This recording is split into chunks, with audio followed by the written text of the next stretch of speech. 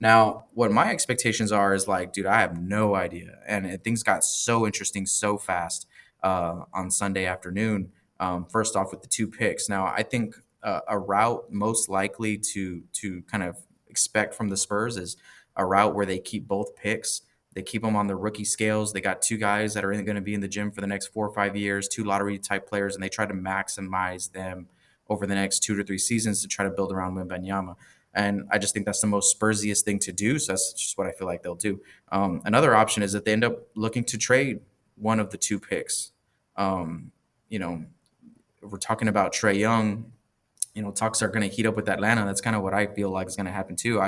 I just feel like it's inevitable for something to happen in this draft with Atlanta and San Antonio in terms of maybe swapping picks, maybe letting go of our eighth pick.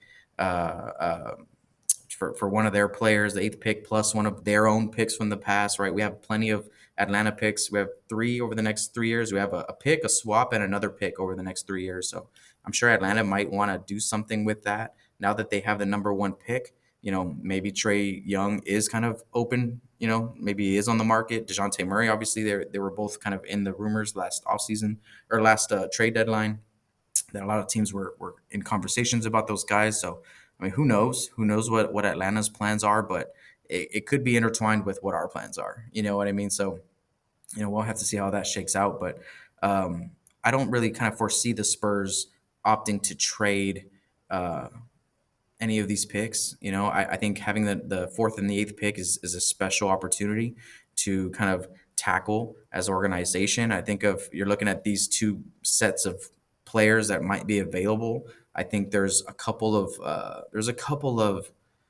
combinations of those guys that are really interesting. So I'll be getting into more on these players as the draft kind of approaches. I'll be talking about who fits best and who maybe has the highest potential. And I'll do a couple mock drafts as well. I'll probably end up doing 2 or 3 mock drafts by the time the actual draft comes around. So one thing that we know for sure is that this is awesome. This is just an awesome situation to be in for the Spurs to have two picks, and they can control their destiny with these two picks.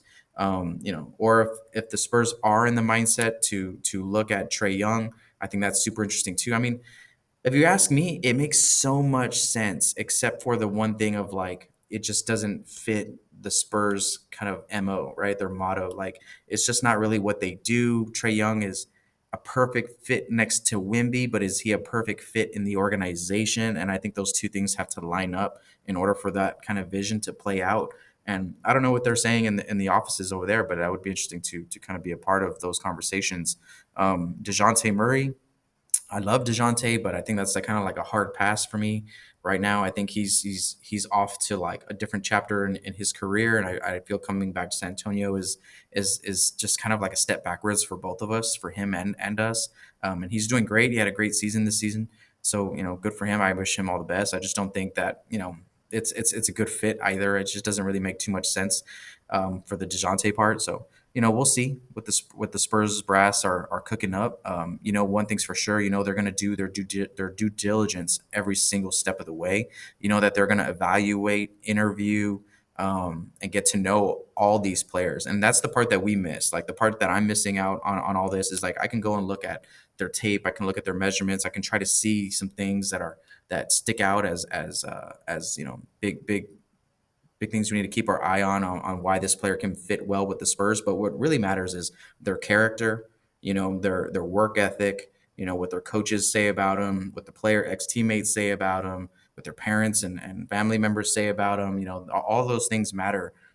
So just as equally as their physical attributes, which are also a big component to evaluation too. I think the Spurs like to get guys that have a long road of like physical development potential, like either that's growing athletically or whatever. They like these guys who can really shape up in the next 2 or 3 years and become athletic monsters on the defensive end. I think that's a priority as well that we've seen over the past few drafts.